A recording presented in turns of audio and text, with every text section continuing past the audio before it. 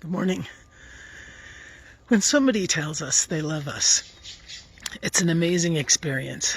It's almost like we can't wrap our whole head around it because it takes our breath away. Like, could it really be us? Could it really be me that they love? There are so many stories at the break of day here after Easter that we're paying attention to. And there's a lot of symbolism in Scripture. The Jewish people consider things beyond the literal meaning.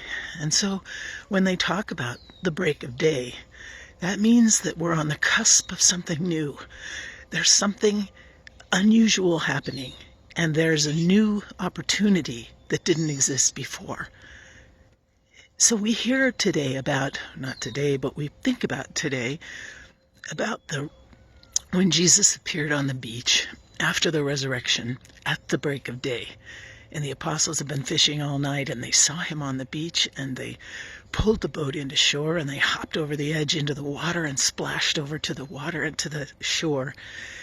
And as they stood with Jesus, they thought, is it really him? Our hearts are responding like they are. He's familiar, but there's something different about him at the same time. Jesus pulls Peter aside, and he says, Peter, do you love me? And he says it again. Peter, do you love me?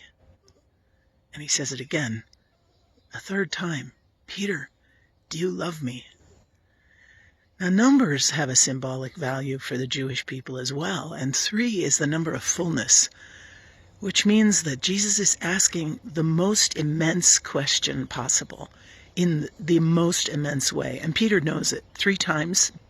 It's like, okay, Jesus really wants to know, do you love me? And so,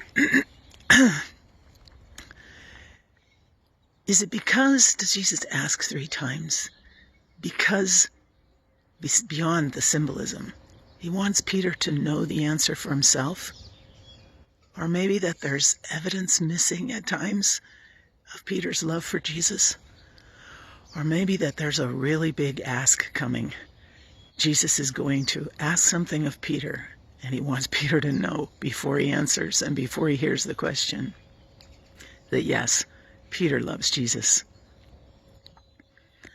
I can't imagine Peter's face. I think of it often, like what was happening in his face, in his mind, as he listens to these questions.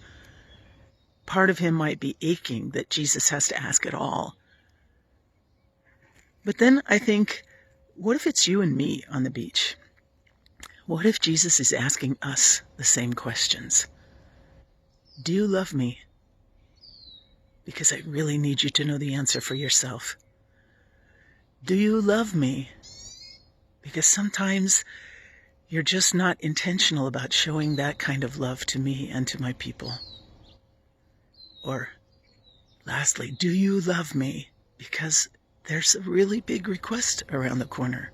Jesus will be asking something of you and me, and needs us to know that our response then would be one of love. There's so much we can think about. This story holds so much meaning for us. But in the end, I would hope with all my heart that my answer could be the same answer that Peter gave. Yes, Lord, you know that I love you. And I would say it 3 times if I had to, just so that God would know the fullness of my answer. All right, you have a good day. I've got to take this little guy on a walk.